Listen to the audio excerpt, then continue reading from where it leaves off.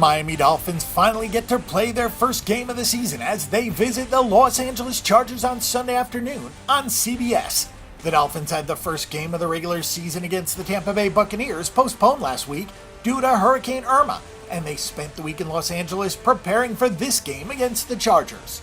On the other side, the Chargers are coming off a tough loss on Monday night against the Denver Broncos.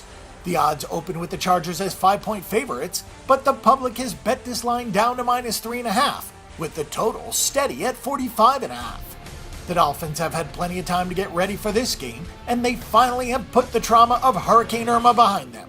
The Dolphins have new quarterback Jay Cutler this season, who looked good in the preseason, working with his former offensive coordinator Adam Gase. The question that will be answered this week is whether the time off hurt the Dolphins. Their starters have not played since week 3 of the preseason.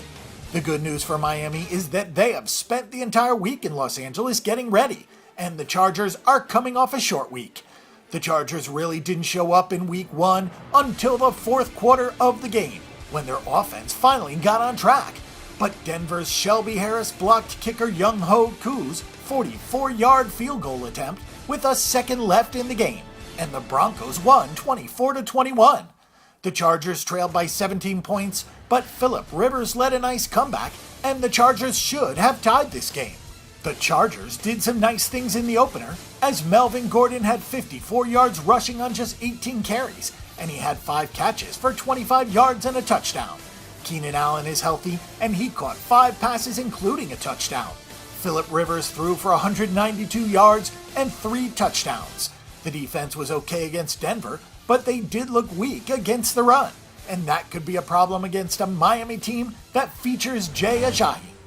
The Chargers are playing in Los Angeles at the StubHub Center this season, and that means that their home field advantage will be next to nothing. The capacity of the stadium is just 27,000 fans, and the Chargers have no real following in Los Angeles yet. Taking a look at some betting statistics, the Miami Dolphins are 8-3 against the spread in the last 11 meetings against the Chargers. The Dolphins are 9-20 against the spread in their last 29 games versus the AFC, and the Dolphins are 1-5 against the spread in their last 6 games in September. On the Chargers side, the Chargers are 4-0 against the spread in their last 4 games when playing on a Sunday following a Monday night game, and the Chargers are 5-16 against the spread in their last 21 home games. Taking a look at some over-under stats, the over is 7-1 in the Dolphins' last 8 versus the AFC. The over is 3-1-1 in the Chargers' last 5 home games, and the under is 12-1 in the last 13 meetings between these two teams. We're not that impressed with the Chargers, as they let the Denver Broncos with Trevor Siemian move up and down the field at will against them. We're also not a huge fan of Jay Cutler, but he can play as well as Siemian, and the odds on this game should be closer to a pick, so it will probably go down to the wire. We'll take the points with the Miami Dolphins at +3.5.